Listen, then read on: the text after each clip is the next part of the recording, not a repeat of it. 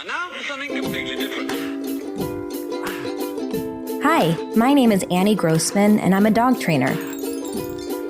This podcast is brought to you by School for the Dogs, a Manhattan-based facility I own and operate along with some of the city's finest dog trainers. During this podcast, we'll be answering your questions, geeking out on animal behavior, discussing pet trends, and interviewing industry experts.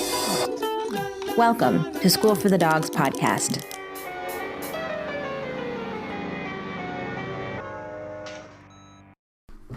Hey everyone, thank you so much for listening. Just a reminder, if you're a fan of this podcast, please make sure to subscribe on iTunes, give us a 5-star rating, and leave a review if you can. You can also follow us on Instagram. We're there at School for the Dogs, and you can support us by shopping in our online store, which is at storeforthedogs.com.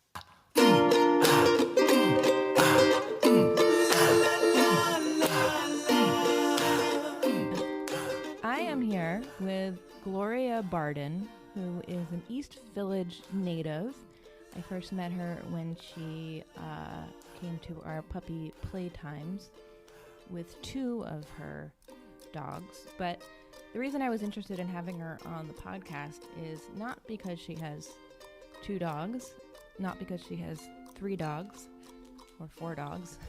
She has 7 dogs in her East Village apartment and 4 cats. Did I get that right, Gloria? 3 cats. And any other animals we should know about? No, I just have the 7 dogs and the 3 cats. Only those. Just those. Just those. You know? No turtles or gerbils No. or hamsters? No, I had a guinea pig, but my mom has it now.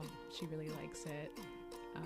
I do foster occasionally, though. Oh my goodness. So I actually just had 2 puppies in my house that I just got adopted this weekend. Oh my goodness. That was So for a little while there, you had 9 dogs and Yep. 3 cats? Yeah. Okay. So I wanted to talk to Gloria both about how she got to this place and what it's like having to take care of this kind of menagerie in a New York City apartment. And just so we get an idea, how big is your apartment? I live in like a pretty standard 1-bedroom, but I guess part of it is I'm the only one living there, so it just often feels like there's so much space. Like if I'm in one room, it feels like the rest of the apartment is empty. Wow. And I mean, maybe it's just, I've grown up in New York my whole life, so I used to live in that apartment with 3 other people, so it might just be like a relative thing. Now it's just me, so it feels really big, but Even with all that company. yeah. Tell me a little bit about your professional life, because I know you've worked with animals outside of your home for a long time. Yeah, so pretty much my whole life, I've been working with animals. I've always been really interested in them since I was a kid. It's probably a good thing I didn't live in a more rural suburban area, because I would have been that kid that brings home like every single animal that you see on the street. But living in New York, I didn't have as much exposure to animals as I would have liked. My parents were definitely super supportive, but also realistic about what could be done in a small New York City apartment. I was really excited when I turned 10 and got my first dog, who is going to be turning 18 next month. It's very exciting. But then as soon as I was able, I started working at a store in the East Village called Puppy Love and Kitty Cat. They do organic, healthy, natural foods. And then you worked at Petco? So I ended up at Petco. But I was really happy when I moved on to working at the ASPCA. It had been my dream since I probably found out what the ASPCA was, to work there and help animals. And they had just opened a new program called CARE, which stood for the Canine Annex for Rehabilitation and Enrichment. And the purpose of CARE was to take the animals that had been seized by the NYPD in various cases. Sometimes it had to do with the dog directly. Someone was abusing the pet. Sometimes maybe there was a drug bust and they found, 10 dogs in the basement. but the dogs would be seized as evidence, and it was our job to take care of them. And if they had issues, which a lot of them did, try to rehabilitate them and find them new homes. That was a really great, rewarding job, and it definitely took a lot of it took an emotional toll, but it was still, the good outweighs the bad at the end of the day. So you must have been doing some degree of training then. Oh yeah, definitely. All those dogs had training protocols and certain things that they had to do, and it was very, very important, because if you didn't follow the training protocols, that could be life or death for that dog. I've heard about the care program, and from what I understand, it's new because prior to that, the ASPCA had basically its own police force, right? Yeah, so they had a humane law enforcement. There was even like a TV show about it that I used to watch. I'm not sure why the decision was made to close that section of the ASPCA, but they did, and instead the job of the humane law enforcement was then passed on to the NYPD, and it was pitched as, now we have all these, thousands of officers to help with regulating the way that animals are treated and help with cases of animal abuse, which sounded great, but at least at the very beginning, I had experiences with police officers, and they would just honestly tell me that they didn't know what constituted animal abuse, or if something was right or wrong, and they wouldn't really have anywhere to direct you because it was their job now, but they weren't properly educated. It's interesting. It's a fine line. I listened to Brian Lehrer on WNYC a lot, and they were talking about this a few weeks ago, about this program and animal abuse, and I tried to call in, but they ended up ending the segment before they took my call. But what I wanted to mention was how so much of what I think people consider training, in my opinion, is animal abuse, and Really? so much of what people do with a dog that they don't think is a problem, I would say, is animal abuse. I mean, everything from, on one side, like leaving your animal home alone in a crate for 12 to 14 hours God. at a time, Yeah. or tied to a tree outside, maybe outside of Manhattan, which is something people do for, days at a time, to, people who are overusing prong collars or using shock collars, or like full on just hitting their dogs in the name of training. Or all of those things alpha flipping. Yeah, I mean, if someone has a shock collar on their child, that would be considered child abuse. But if someone has a shock collar on their dog, that's just considered dog training to many people. That's actually what I always say to people. I'm like, if you see someone doing something with a dog that you wouldn't want to see them doing with a child, that's probably not right. Except letting them eat food on the floor from a bowl. I wouldn't do that with a child. I mean, maybe not a collar and a leash with a child, though I do see those little leash kids in daycare and I stuff know, like that. I know. But I think that's a safety thing. I think that's definitely something that I think about all the time when it comes to the law. It's kind of sad, but basically a dog needs food, water, and shelter. If they have that, they're considered, having a good life. So a dog, you see those junkyard dogs that are out in the, guarding the junkyard or car lot or whatever. And if they have a dog house out there and they have access to food and water, that's not considered anything wrong. And, we've learned a lot more about animals in the last, couple decades. And we know that a dog can't survive happily on just food, water, and shelter. But then again, the law. Their lives are better than the lives of most chickens. Yes, this is true. So I know you went from the ASPCA to Blue Pearl, and you were there. Blue Pearl, for those who are not in New York City, is a very reputable animal hospital, right? Yeah, they're actually across the country, so people might. Oh, they know are? them. Yeah, they're all over It's a the country. chain? Yeah, And they bought. What's the one that's in PetSmart? Bamfield. They bought Bamfield recently, so taking over. So you have both sort of a background in in rescue, in For vet profit, care? It's definitely very different. I kind of took the job because I was at home at the time and not able to work at the ASPCA because of an injury, and I felt like I was just going crazy having to sit at home all day, and I was looking for any job that had any kind of work with animals. I applied for a bunch of jobs. I got called to Blue Pearl, and I took the job.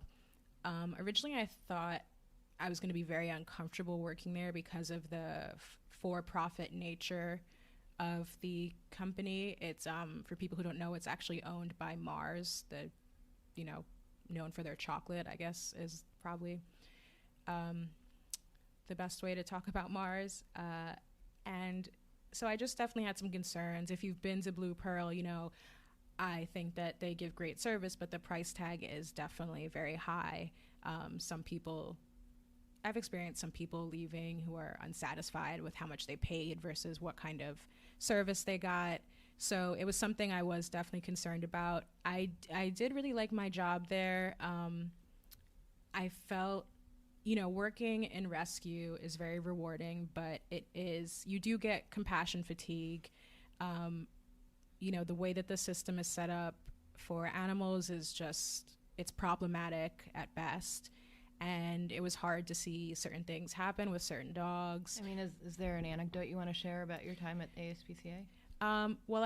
One of the things with the police cases is that the dogs actually become evidence in the case. So they're considered just like, a knife, a bloody knife, that's Exhibit A. That's what a dog is in the law, in the case. So you can have a dog in the care facility that is happy, healthy, could very easily go to a new home, but they can't go anywhere because they're considered evidence and they have to stay in the facility. And that was actually a big problem when the dogs from the NYPD were being brought to ACC, because animal care and control has very limited space, and they would have an issue where they'd have to euthanize. Well, maybe can you explain the difference between ACC Sure. and ASPCA for those who don't know? Yeah, so ACC is the city, animal care and control. They have to take every single call. It's part of the Department of Health. Yeah, every single call that happens in New York, whether it's a raccoon or a dog,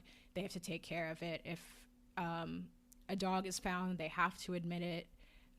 Any kind of animal, they have, snakes, birds, whatever, they have to take care of them. They're a government organization. The ASPCA is a private nonprofit organization that is able to choose what animals they admit to the shelter. They, sometimes can go to ACC and say, hey, we'll take that dog, we'll take that dog, we'll take that dog. But if you, for example, show up to the ASPCA to surrender an animal, they're probably going to say no. Whereas if you go to ACC, they really have to take it. So the ASPCA works with the city, even though it's not a city organization, it's a private organization? Yeah, so that's what the CARE program started doing. The ASPCA definitely works with ACC. The ASPCA also has a kitten nursery. So during kitten season, which is getting longer and longer and longer, it's when all the cats are out there making babies. And then there are a lot of kittens that are abandoned without parents, without anyone to take care of them. The ASPCA will take them in. So that's a program where they work with ACC, because ACC is also often picking up, kittens and cats. So they work with them, but they, unlike ACC, they have a choice with what they do. They can always say, no, we can't take this. No, we're full. Mm-hmm. They don't often do that, but they can. That's kind of the difference between the private organization and the city organization. So were there any times at ASPCA, I don't know, I'm just thinking maybe there's like an anecdote you can share about a specific dog or a specific case that... Well, so, that left an impression, or... Yeah, one of the hardest cases for me was a dog that was golden pit bull. Just such a sweet dog, really great pet. But his case dragged on for a while. He was he'd been there before I started, and he was probably there for almost another year after, maybe more like 9 or 10 months after I had started. And it was because his case was going on, so he couldn't be adopted. Nothing could be done with him. And he got what they call kennel crazy, which is, they're living in these small kennels. They get a couple walks a day. They get to go into, a playroom with enrichment, but it takes a toll living in these tiny kennels and not getting the attention a dog needs, not having the enrichment and exposure that they need. And by the time he could have been adopted, he had developed a guarding issue when it came to toys and balls, where he would get aggressive if you tried to take the toy away. And it was so bad that he ended up being euthanized. And it was just really sad because, you can kind of understand if you get to play, if you're a dog and you get to play with a ball once a day, you're going to want to keep it. And also, I think he was very smart, and he figured out that, you can't put the dogs back in the kennel with toys because then you might not be able to get them out safely. So I think he figured out that as long as he had the ball, he wouldn't be put away. He just wanted to be out with the people that he liked. Heartbreaking. And it's very sad. And I always think of all things that dogs do that bring them to trainers, that resource guarding, as we call it, is like kind of the most understandable, because no one wants anyone to take their shit. So now let's talk about your personal the personal shelter that you run. Yes. So you have one dog who's 18. That's a dachshund, right? Yes. And what's his name? Her name is Little D. She actually does not live with me. She lives with my parents. Oh, okay. When they retired, they needed to take at least one dog, and I figured, she's a dachshund. She's very stubborn. She loves to be the center of attention. She loves to sit in the sun and do nothing. She's very, very happy being retired. So how did you wind up then with dog number one? Well, first, you want to maybe introduce all these pets? Sure. So my dachshund, who's 18, I got when I was 10. She was my first dog. I begged my parents for a dog forever, and finally they gave in.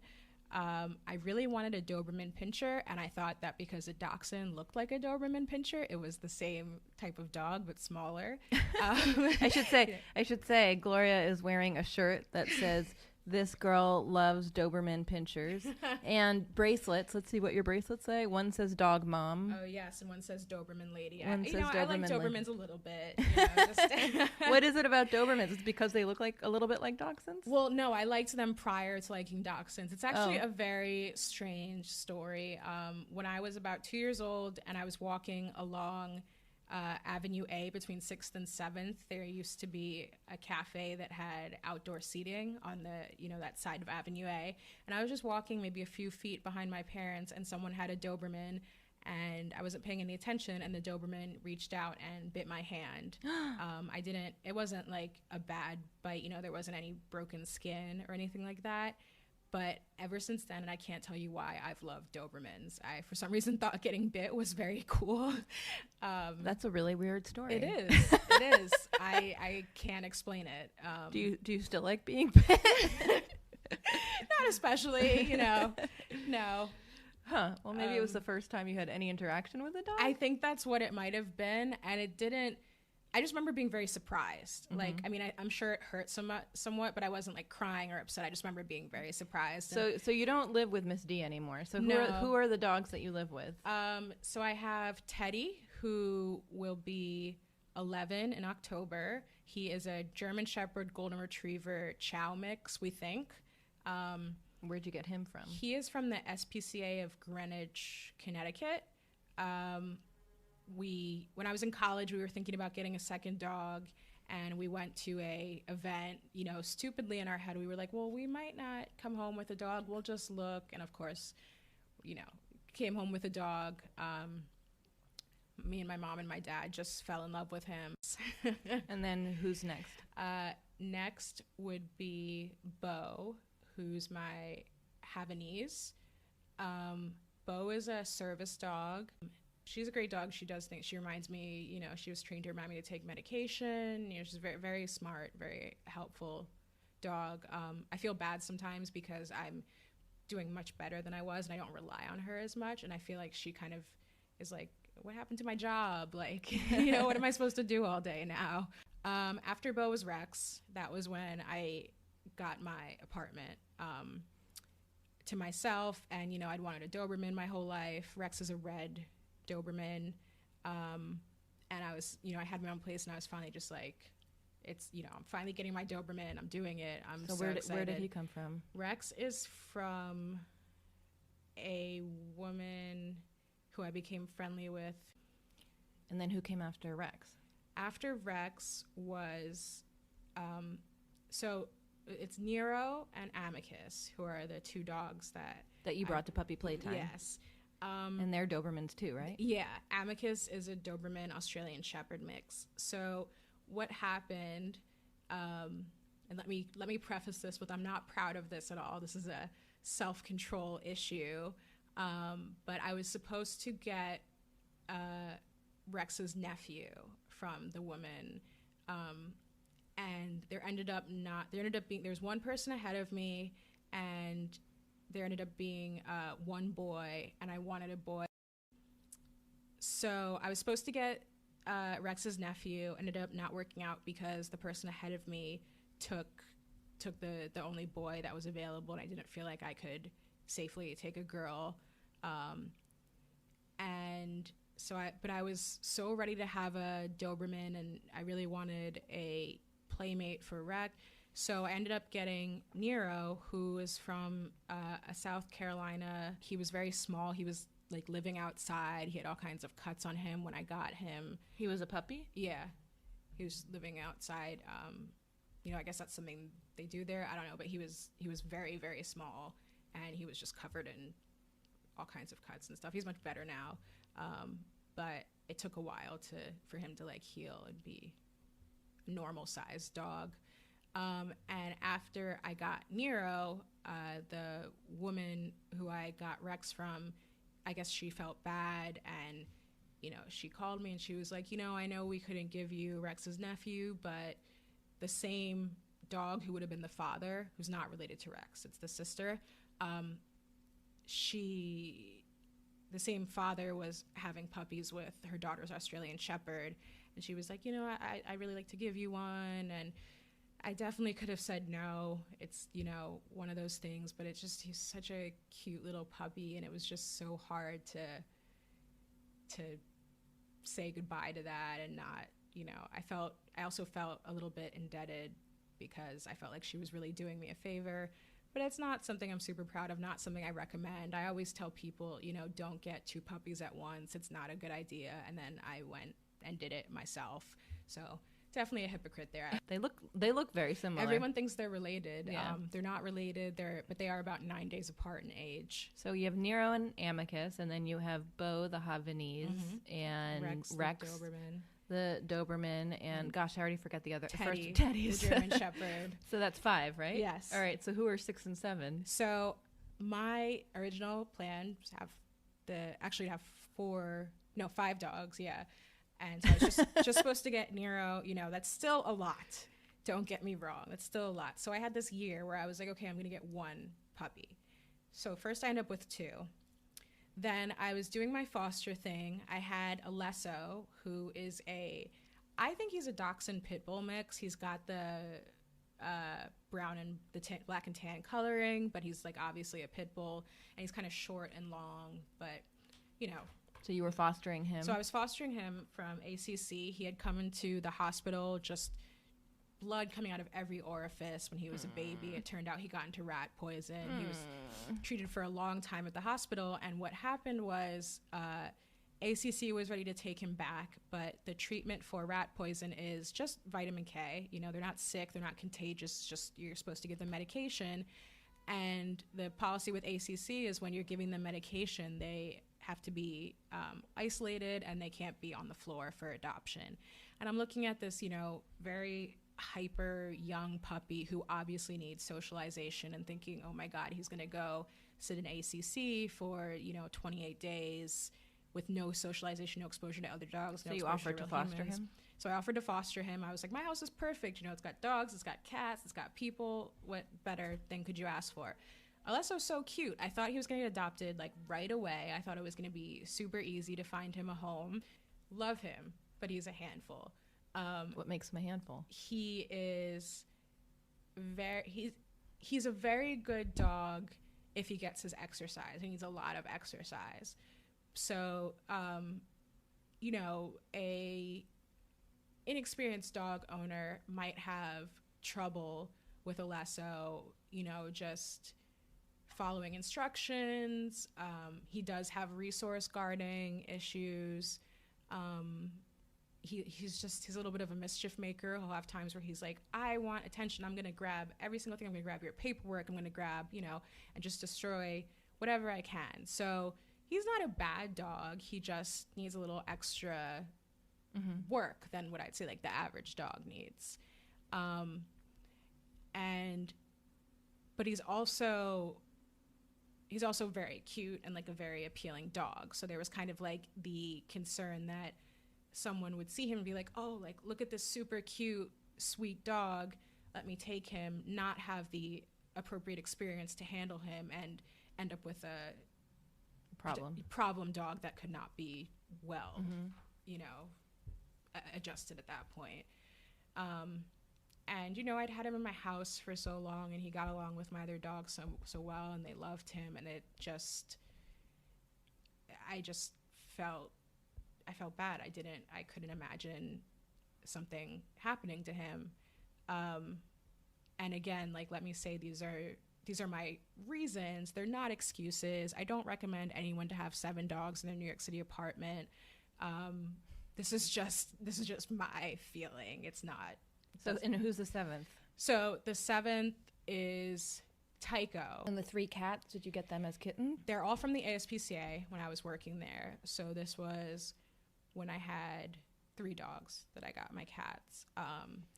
And I worked in care, and care is right above the kitten nursery. You know, you see those kittens every day. And I mean, the cats are so easygoing and just like, I mean, I guess comparing them to 7 dogs, of course, anything's going to be easygoing. But, you know, they're just so relaxed and so sweet. And it's so fun to see them like bossing the dogs around like a little 7-pound cat, just like giving the 85-pound Doberman the business. But yeah. What are the cats' names? The two ones I got together, one of them is named Albus Dumbledore and one of them is named Aberforth Dumbledore. And then the other one, he's a Bengal. His name is Hobbs, for the comic Calvin and Hobbes. He just reminds me, I feel like if he could talk, he would say the things that Hobbes does. So let's get into some numbers here. Like, how many hours a day do you think you spend taking care of this brood? I would say pretty much all my free time is dedicated to taking care of them. You know, it's not that if I want to do something else, like if I want to go see my friends or something, I can dedicate some time to doing that and like plan out, you know, what I'm going to do. But if I don't already have plans, I'm with my dogs, I'm taking care of them, I'm doing stuff for them. Like how many, like tell me about feeding them. Is it? Oh my God, feeding time. It's like, it's quite an adventure. Do they all eat the same food? Do you feed them in bowls? Do you feed them in the same place? I wish I had a trough. No, they all eat in bowls. They all eat the same food except for Rex, who has allergies, so he gets the same type of food but a different flavor. What do they all eat?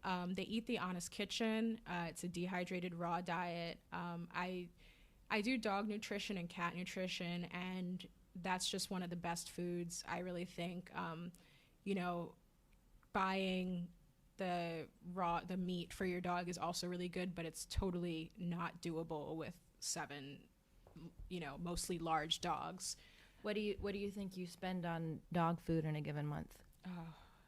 I'm very lucky in that the Honest Kitchen gives me wholesale prices.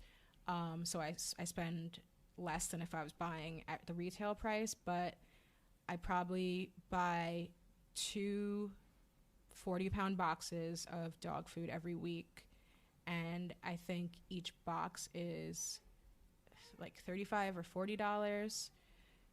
And then Rex's food I probably buy every month and a half, so I guess that would be about $260, like $270 a month, not including Rex's food, which is a little bit alternating. Rex's food is very expensive compared to their food. I think 4 boxes of Rex's food it's definitely like $200 and something, but he goes through it much slower. Right. But it's still much more expensive. Wow. So 40 times 2 a week is 80 times 4 is 320 plus Rex's food. So something like $400 a month. Yeah. And then the cats? The cats eat much less. And do they eat Honest Kitchen too? No. The only reason they don't eat Honest Kitchen is they like it, but they don't consistently eat it well, and I don't like to free feed them. So what ends up happening is they just don't get enough of the food. So what do they eat? They eat Merrick. Yeah, they eat Merrick Basics dry food, and then they get like a variation of their wet food. Right now they're eating Weruva wet food. And do you have to separate all the animals when you feed them? I have to separate the dogs from the cats, but the dogs all eat at the same time. So do you feed on different levels then, so you can separate the cats, or do you have different rooms? The cats eat. They eat at a different time, but sometimes they'll eat at like the top of the closet. Sometimes they'll eat in the bathroom by themselves. Sometimes they eat near my TV. Now tell me about litter. Do the dogs try and get into the cat's litter? Do you have a system for that? Yes, I didn't know what to do for a really long time, and then a neighbor gave me the idea to put it in the closet and make it so that the door is closed enough that the dogs can't get in, but the cats can get in. Huh. Okay. Yeah. I used to have a litter box that had like a top to it. Like litter. I forget what it was called, but and walks. How do you deal with walking all those dogs? Do any of them go inside? Occasionally Bo goes inside, not because of a lack of a walk, but she's a long-haired dog. You know, she's a Havanese, and she's very low to the ground. And so if it's raining or snowing or like wet out in any way and she goes for a walk, her entire stomach and paws, she's a white dog, and they turn black. And so I'll be honest, some days when it's like really bad out and I don't have time to give her a bath after every single walk, she'll go inside on like a wee-wee pad. But the other dogs, I definitely like to walk. You really don't want to deal with a Doberman poop inside your apartment. They're huge. And, you know, I have like the little walk groups that I take them on. I like to walk the 3 Dobermans together. And all the dogs get along. They play together. They love each other. But it's just, you know, when you have a horde of dogs, it's very cute to see the kind of individual personalities and friendships and relationships. Now, we should also mention that you live up how many flights of stairs? I live on the 4th floor, so it's 3 flights. Old building, no elevator. So you're doing 3 groupings of dogs up 3 flights of stairs and down 3 flights of stairs. Three times a day? How many walks do you do? 3 times a day at least. I try to get the Dobermans and Teddy to the park so they can really let out. So sometimes that's like an additional walk. Sometimes it takes over the midday walk. And do you have people helping you? My dad helps me a lot. I'm very, very fortunate to have such an awesome father. He retired to New Jersey with my mom, but he comes into the city to help me because, you know, after my injury, it's been a little bit hard to walk the dogs outside. I have trouble with stairs. You know, before I was injured, it really wasn't a problem. Definitely keeps me active, keeps me actually leaving the house. Mm-hmm. Yeah. Have they ever said to you, Gloria, why do you have this many pets, or are they into it? They've never asked me why. I think that I don't think they worried. I think that originally they worried about me, just like, you know, being able to have a social life, being able to afford to take care of the animals, just like typical things parents worry about. But as they've seen how I deal with my animals and how happy they make me and how happy they are and just our relationship and being a part of it, and they're happy for me. But like, if you ask them, like, would you have wanted your daughter to have stuff? Of course not. Like, you know. Do you feel like you field criticism or curious, or how should I say it? Do you feel like people criticize you or look at you in a funny way when you tell them you have so many animals? Yeah, I mean, I definitely face that. One thing that I actually really don't like is a lot of times when I meet people my age and I tell them my situation, they go, "Oh my God, that's so cool. I wish that was like I did that." And I know it sounds weird to say I don't like that, but I think that people don't understand the extent that having this amount of dogs is. You know, I'm 28. I'm not a lot of people my age. They're going out. They're going to bars every night. They're, you know, really living a very great social life. I'm not doing that, and I'm okay with that. That's the life I chose. I love my dogs. I love taking care of them. I don't buy new clothes very often. My money goes to my dogs. Like everything, my life is around them. Can I go on vacation? Like probably not, you know? But I just feel like sometimes people say those things to me and don't, and it makes me worried that they will. It's like they're envious, but they don't really get it. Right. And it's like, it just makes me worried that, you know, there's a lot of issues with people just getting one dog and not being able to properly take care of it. And it makes me worried that they don't understand how can I put this? The kind of commitment. Yeah, the kind of commitment and the kind of energy you should and need to put into owning an animal, and that it's not just like an accessory. It's a living thing with a life that, you know, you don't. I feel like very often people get dogs and they want their dogs to adjust to certain things, but on some level you also have to adjust to your dog, and there's, you know, things that the dog is not going to change, and I just worry about the understanding, I guess. And I don't want to perpetuate like, oh, just get a bunch of dogs and it's fun, like, you know. Just go back to like the raw numbers. Talk to me about like vet care. What are you spending on vet care in a year, would you say? Well, I have, you know, one of the things about having all these dogs is I've had to network my whole life to be able to afford these dogs. I have connections in the vet world. I have connections in the dog food world. You know, I have connections in the behavior world where I can get help. So vet care, I actually use a friend that I've had in the vet business for a while, and a vet comes to my house and charges me for, you know, kind of maybe 1 or 2 general exams, and then, you know, for the raw materials of vaccinations and stuff like that, where, you know, if I was going to a vet with just completely regularly, you know, let's say an office visit is $100+, you know, plus all the other stuff, it would be insane. It would be over $1,000 a year just for checkups. With this, I'm spending maybe $200 to $300, and I'm just very fortunate to have people who care for every checkup, and you do that maybe twice a year. Mm-hmm. And additionally, after I started working at Blue Pearl and seeing all the emergencies and just like the really hard situations of people having to choose between financial, you know, their finances and their best friend's life, I got insurance for all my animals. I got pet insurance. What company do you use? I use Trupanion, which I really, really like and I highly recommend. One of my jobs at Blue Pearl is to actually file insurances for everyone. And so I see all the different insurance companies, I deal with them, and I find that Trupanion is just the easiest. They take care of what they say they take care of. They're not going to try to give you the runaround and try to, you know, get money out of you where they shouldn't. They just simply will take care of it. So what are you paying for for all the animals every month? So monthly, I do get a discount on that, and monthly for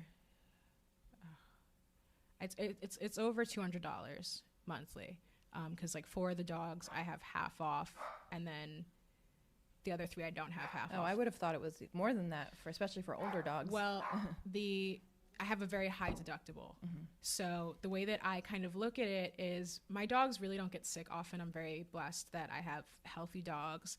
And for me, if something bad happens to my dog, I am very happy to put out $1,000 and for the deductible. But, you know, the monthly money you don't get back. You know, you pay what you pay, and it's kind of a gamble. And so I pay a low monthly fee, hoping that nothing bad happens to my dogs. And if something bad happens, then I have a high bill. But, you know. And then what about cleaning? Cleaning. So, I haven't been to your home. Would you say? Would you tell me about your, like, I don't know, the environment? Yeah. What's it like? So, I mean, you definitely know I have pets. I don't want it to smell bad or anything, but it's impossible to disguise the fact that I have a bunch of animals in my house. Do you have air purifiers? I do. I clean very vigorously. I've tried a bunch of different things. I tried those like Febreze plugins. I found that the best thing to help the room smell good is candles. The candles I feel like they kind of burn out any bad scent, if that makes sense. It's not just like covering it with some other scent. Do you have a preferred kind of candle? Yeah. Have you seen those pet candles that are like specifically meant for pet owners? I've seen those. I've never known if they're for real. I got the privilege of being able to try one because I always looked at them and I was like, is there a specific brand? It's called, what is it called? It's labeled like pet candle. And, oh my God. I'm sorry, I'm forgetting the name. But they're great. They're like, I never really bought one because I was like, I don't really want to spend money. It probably doesn't work. And then I got one and I was amazed, honestly. Is vacuuming something that you have to do daily or? I have one of those like Roomba self vacuums that I turn on at night. And it seems to do the job. I haven't really had any issue with vacuuming. I definitely like Swiffer Jet a lot. And, I really am I just really want my apartment to be clean. So I definitely spend a lot of time cleaning during the day. And I feel like I'm a little bit overly paranoid about germs and stuff like that. So I probably over clean a little bit. Any tips on budgeting or products when it comes to like cleaning? So one of the new things I discovered when it comes to cleaning up after my dogs is these essential oils that I've gotten into, especially with my health not being great. I used to use Nature's Miracle all over my house, love Nature's Miracle, great, but it isn't. Do you have a lot of pee and poop in the house? Especially with the puppies, I did for a while. Sure, okay. But there's a cleaner that I use with the essential oils, which is so simple. I just make it at home. It's the lemon essential oil, vinegar, and water, and that's all it is. The lemon essential oil is I think it's like $15 to buy it. So, a big gallon of Nature's Miracle was costing me like $35, and the same amount is, Well, like 15 20, and then you're diluting it. Yeah, 15 and then however much vinegar ends up costing. Not much, exactly. And it's just nice because it's natural. Those are the 3 ingredients in it. Lemon is something that the dogs can ingest. I hope they're not sitting there licking the cleaner, but if they do lick it, if it gets on their paws, whatever, I don't have to worry about them getting sick. And it actually cleans, I feel like, much better than the Nature's Miracle. I'm able to get stuff up more quickly.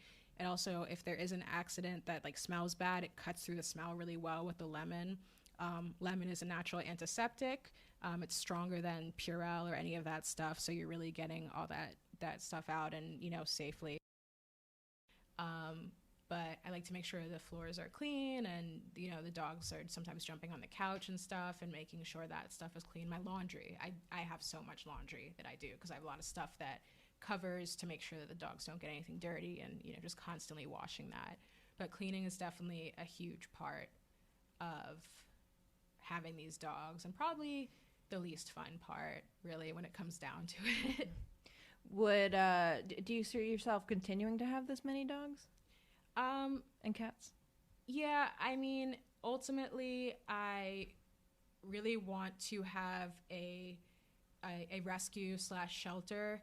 I love my dogs, and I think I do a lot to take great care of them. I think they're very happy, but I would love to have them in a bigger space. That's not a New York City apartment. I would love them to have exposure to their own yard, to nature.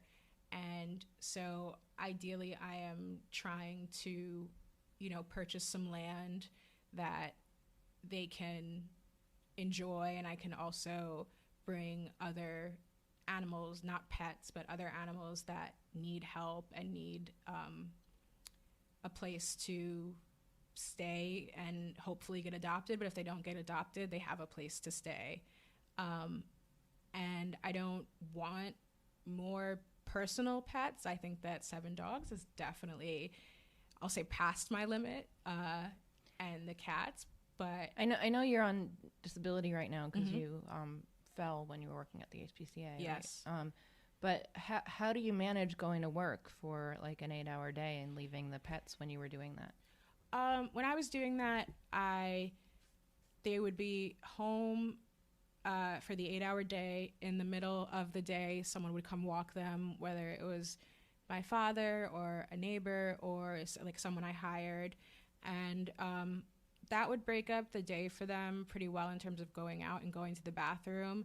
And then they're in the house. I have nanny cams all throughout my house that I would watch them at work.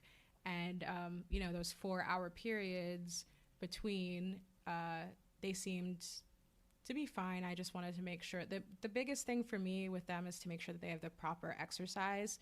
When they're in the house, they're actually really, really lazy and don't you'd think, oh, a big dog is going to run around the house.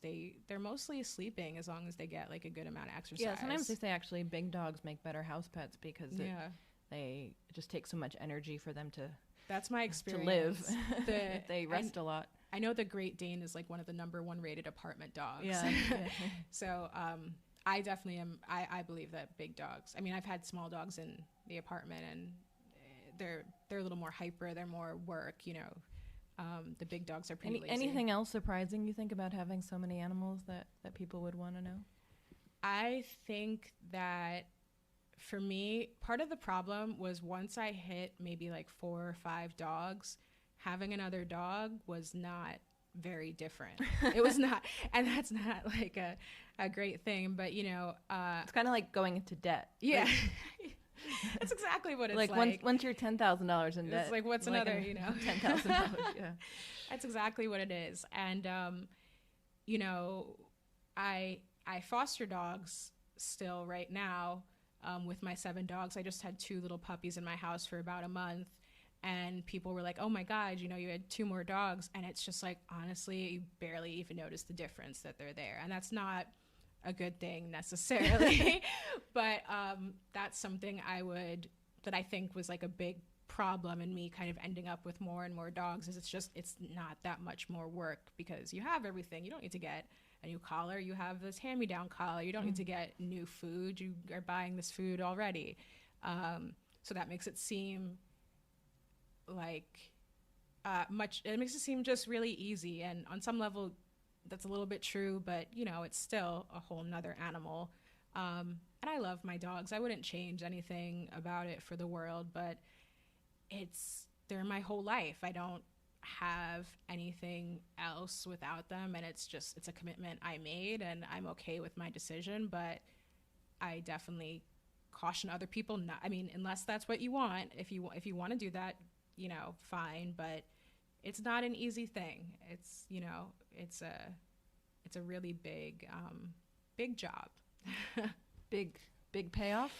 Big payoff. I mean, the reward of having these animals it's incalculable how amazing it is, how great I feel every day. I mean, just seeing all those wagging tails and all the kisses and all the love, it's so wonderful. I don't think I've ever experienced anything. If you would like to keep up with Gloria's adventures with her many pets, you can follow her on Instagram at 40 paws verse 2 feet. I will put a link in the show notes. I think she's going to do an Instagram takeover some point soon, possibly this weekend, for our account. So make sure to check out our stories where we have a different dog owner do a takeover every weekend. Our woof shout out this week goes to our dog student Giuseppe, who we call Beppy, and he is a Cirneco dell'Etna, which is a breed of dog originally from Sicily. He actually lives with another Cirneco named Lorenzo. You can find them on Instagram at period and period Zoe. Anyway, poor Beppy fell off of a 5th floor roof a few weeks ago. He nearly died, but somehow he pulled through. He now has 2 metal plates in his back legs, and his wonderful human has kept up his training. He works with my partner, Kate Sinisi, just so that they can come up with fun ways to keep his mind engaged and busy, since he can't do very much right now while he's healing. So big high five to Sarah, Bep and Zoe's owner, for just being a totally amazing dog mom. You made so much progress with Beppy before this accident, and you are really helping to enrich his life during what must be a hard time for him, and of course for you too. And our fun dog fact of the day, actually, I'm going to do another cat fact since cats feature in this episode. But actually, last week in our episode about Pip, the ginger adventure cat, I came up with so many good facts about orange cats that I had some left over.